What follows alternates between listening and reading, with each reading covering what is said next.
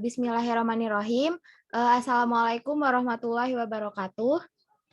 Perkenalkan, kami dari kelompok 4 tafsir. Kali ini kami akan membahas mengenai tafsir ayat tentang karakteristik mukmin. Di sini ada 4 anggota, yaitu saya sendiri, Afifah, kemudian ada Syahrul Imam, kemudian ada Isni, kemudian ada Yurika. Tanpa berlama-lama lagi, mari kita lanjut ke pembahasan selanjutnya.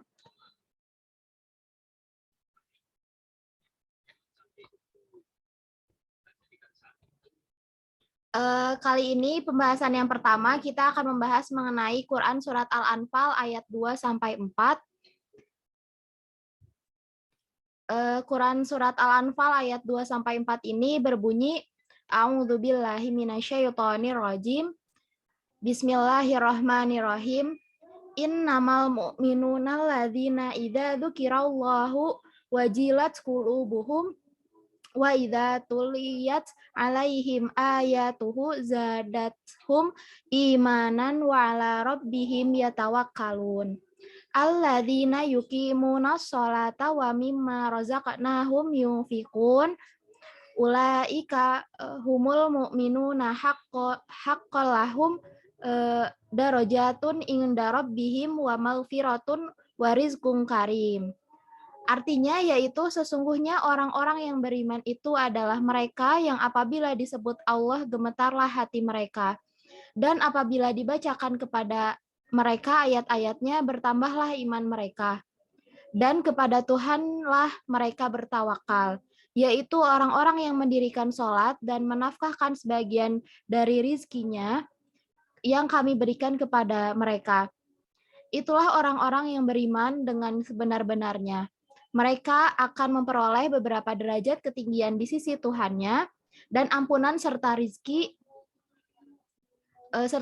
nikmat yang mulia. Berikutnya kita akan membahas mengenai tafsir dari Quran Surat Al-Anfal ayat 2-4. Dalam tafsir Quran Surat Al-Anfal ayat 4 ini, ayat kedua menjelaskan bahwasanya Ibnu Abbas mengatakan bahwa orang-orang munafik itu tiada suatu pun dari sebutan nama Allah yang dapat mempengaruhi hati mereka untuk mendorong mereka mengerjakan hal-hal yang tidak difardukannya. Mereka sama sekali tidak beriman kepada sesuatu pun dari ayat-ayat Allah dan bertawakal dan tidak sholat apabila sendirian, dan mereka juga tidak menunaikan zakat harta benda. Nah, kemudian maka Allah menyebutkan bahwa mereka bukanlah orang-orang yang beriman.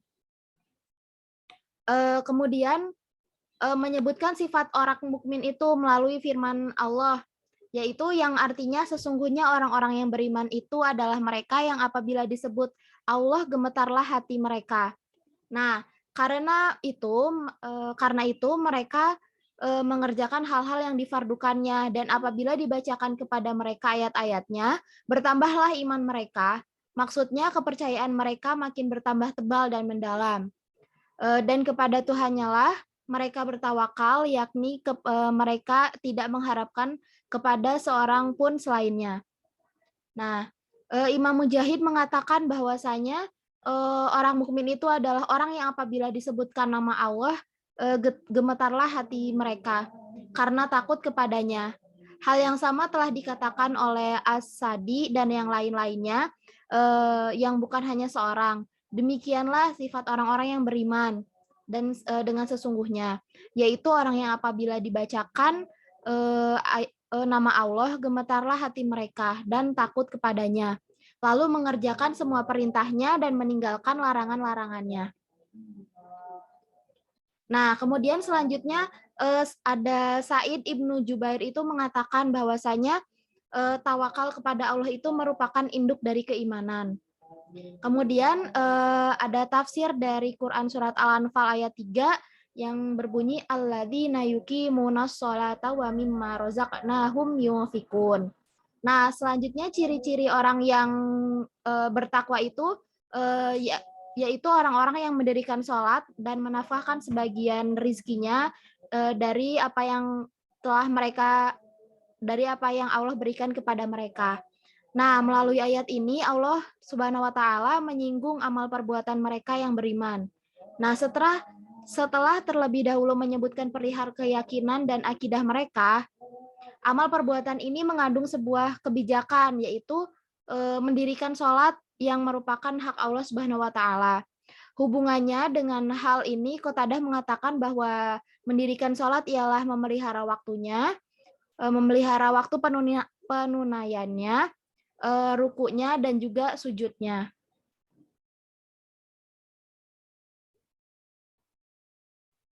Kemudian Muqatil Ibnu Hayyan mengatakan mendirikan sholat artinya memelihara waktu-waktu penunaiannya, menyempurnakan bersuanya, melakukan ruku dan sujudnya dengan sempurna, membaca Al-Quran di dalamnya, serta membaca tasyahud dan sholawat untuk Nabi Shallallahu Alaihi Wasallam.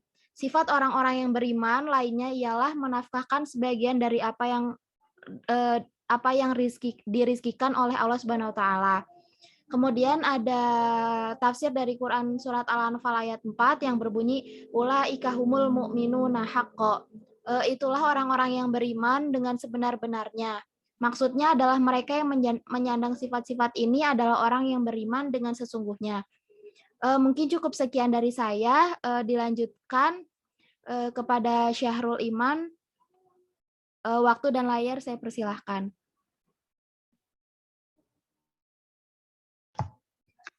Karakteristik mukmin menurut Quran surat Al-Anfal ayat 2 dan 4. Orang-orang beriman menurut Quran surat Al-Anfal dari ayat 2 sampai 4 adalah mereka yang takut kepada Allah Subhanahu wa taala karena keagungan dan kemuliaannya. Karena itulah ketika ayat-ayat Al-Qur'an yang dibacakan itu mengenai keadilan Allah Subhanahu wa taala, hukuman dan kekuatannya, mereka merasa ngeri dan bergetarlah hati mereka. Dan ketika dibacakan ayat-ayat mengenai kemurahan, kasih sayang, rahmat, dan pahala Allah Subhanahu wa taala, mereka merasakan ketentraman dalam diri mereka dan bertambah keimanan mereka. Orang-orang yang beriman itu mereka senantiasa bertawakal hanya kepada Allah Subhanahu wa taala dalam berbagai keadaan apapun, dan mereka menggantungkan diri kepadanya mengenai segala urusan dalam hidupnya.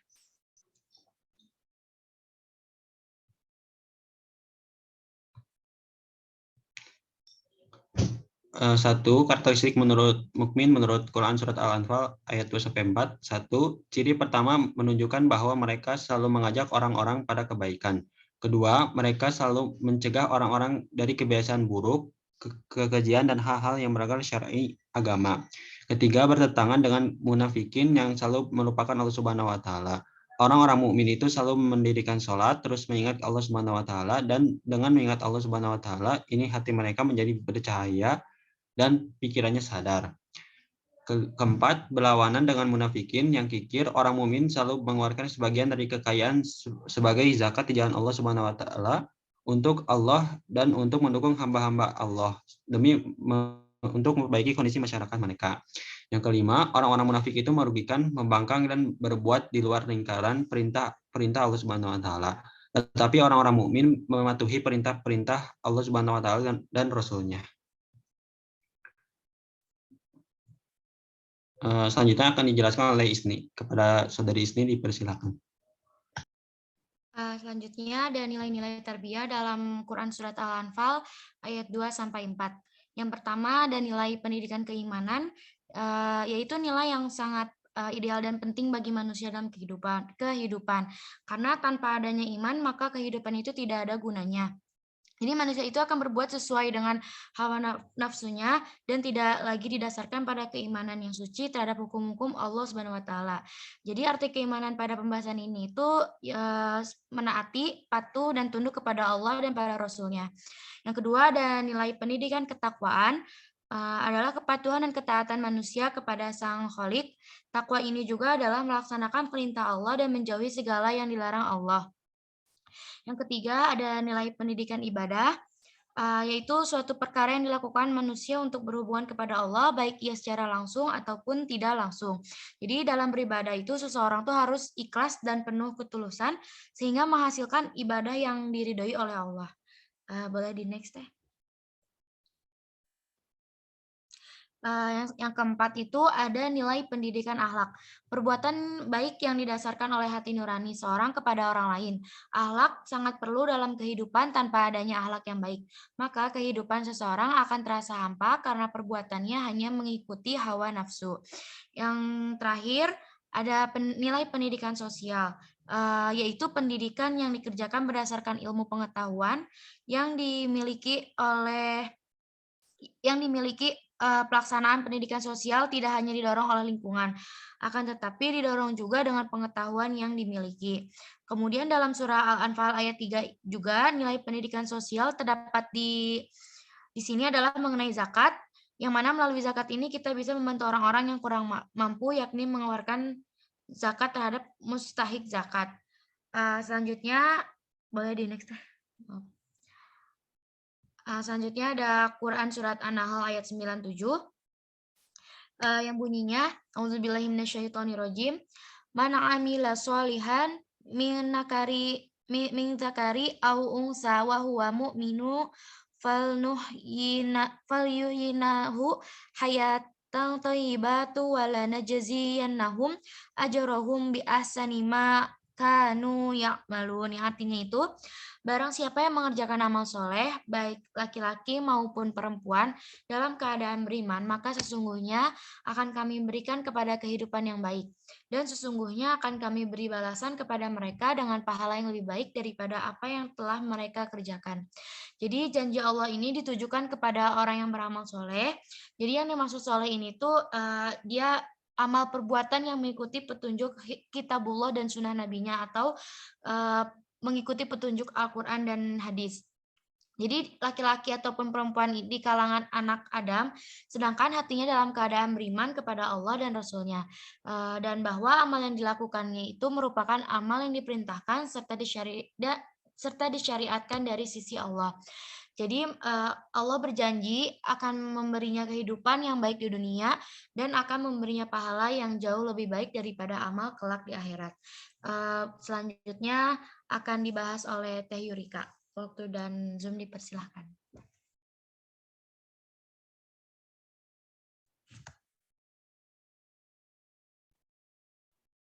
Yang selanjutnya isi kandungan Quran Surat An-Nahl ayat 97.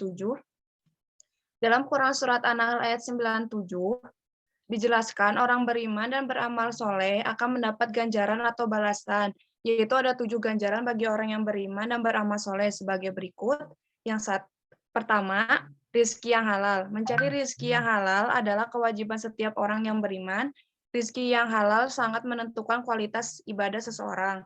Yang kedua ada qanaah. Orang yang qanaah tidak akan berkecil hati manakala kebutuhannya tidak atau belum tercukupi. Ia sadar betul bahwa ketiadaan sesuatu itu juga merupakan pemberian dari Allah Subhanahu wa taala yang harus disyukuri. Yang ketiga, beriman dan taat. Orang yang diberi kehidupan yang baik berarti orang itu selalu beriman dan melakukan perintah Allah Subhanahu wa taala. Di next.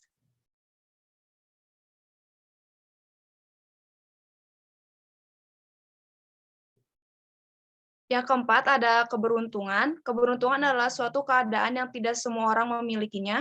Sungguh mereka yang mendapat keberuntungan adalah yang paling bahagia. Yang kelima itu mendapat surga. Surga menjadi tempat dambaan setiap manusia dengan segala kelengkapan fasilitasnya. Manusia akan hidup dengan tenang di sana. Yang keenam, kesehatan dan kecukupan. Hanya orang sakit yang mengerti arti sebuah kesehatan. Hanya orang yang serba kekurangan yang akan selalu rindu dengan kecukupan. Yang ketujuh ada ridho terhadap qada. Qada adalah segala ketetapan yang telah diatur Allah Subhanahu wa taala bagi setiap makhluk. Meridhoi qada adalah salah satu inti dari kehidupan. Jika seseorang ridho dengan qada, Allah juga akan ridho terhadapnya. Selanjutnya, esensi tarbiyah dalam Quran Surat An-Nahl ayat 97. Yang pertama ada nilai pendidikan akidah. Akidah atau keimanan itu kali Allah menegaskan di dalam Quran surat An-Nahl untuk mentauhidkan Allah Subhanahu wa taala sebagai bukti bahwa nikmat terbesar bagi seorang hamba adalah nikmat iman. Yang kedua ada nilai pendidikan syariah.